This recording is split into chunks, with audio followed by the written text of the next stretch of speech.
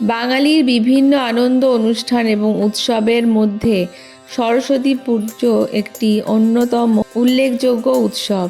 এই সরস্বতী পুজোর জন্য গোটা বাঙালি অপেক্ষা করে থাকে। এই দিন সরস্বতী দেবী অর্থাৎ বাগদেবী অথবা যিনি বিদ্যার দেবী তার আরাধনা করা হয়। হিন্দু শাস্ত্র অনুসারে এই দিন দেবী সরস্বতীর উত্থান হয়েছিল বলে এই দিন তার পূজা করা হয়। প্রাচীন তথ্য অনুসারে ব্রহ্মা যখন বিশ্ব ব্রহ্মাণ্ড সৃষ্টি করেছিলেন তখন তাতে সুর, তাল, লয় এবং শব্দের দরকার ছিল। সেই কারণে তিনি সরস্বতী দেবীর আবাহন করে তাকে বাগদেবী রূপে প্রতিষ্ঠা করেন এবং এই বিশ্বের প্রকৃতিতে তিনি তার বাক প্রদান করে তাতে ছন্দ নিয়ে আসেন। সরস্বতী পুজোর দিন প্রতিটি শিক্ষার্থী চায় অঞ্জলি দিতে। আর এই সরস্বতী পুজোকে বাঙালিরা বসন্ত পঞ্চমীও বলে থাকে। যেহেতু মাঘ মাসের পঞ্চমী তিথিতে এই পূজা সম্পন্ন হয় তাই এটিকে বসন্ত পঞ্চমী বলা হয়। প্রাচীনকাল থেকেই বসন্ত পঞ্চমী সৌন্দর্য এবং প্রকৃতির উৎসব হিসেবে পালন করা হয়ে থাকে। সরস্বতী পুজোর তিথি জানা খুব দরকারি, কারণ সেই তিথি মেনে পূজা করলে তার বিশেষ কৃপা পাওয়া যায়।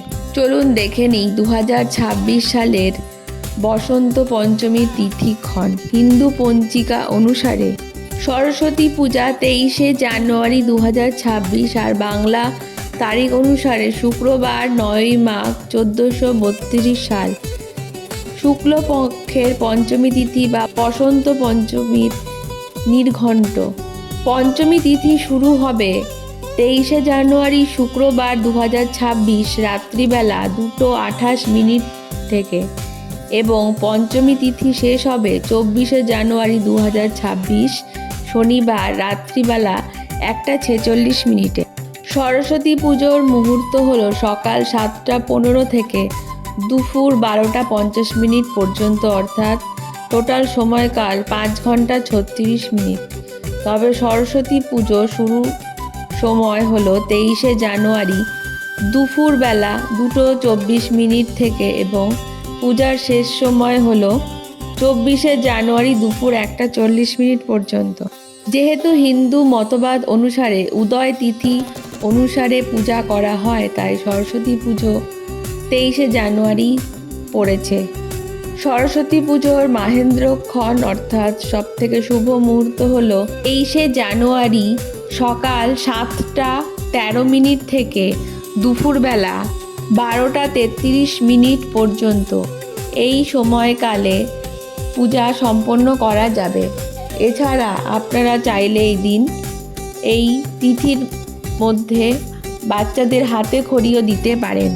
তবে পঞ্চমী তিথির পুরো সময়কাল অবধি আপনারা ভক্তি ভরে মা সরস্বতীর পূজা করতে পারেন।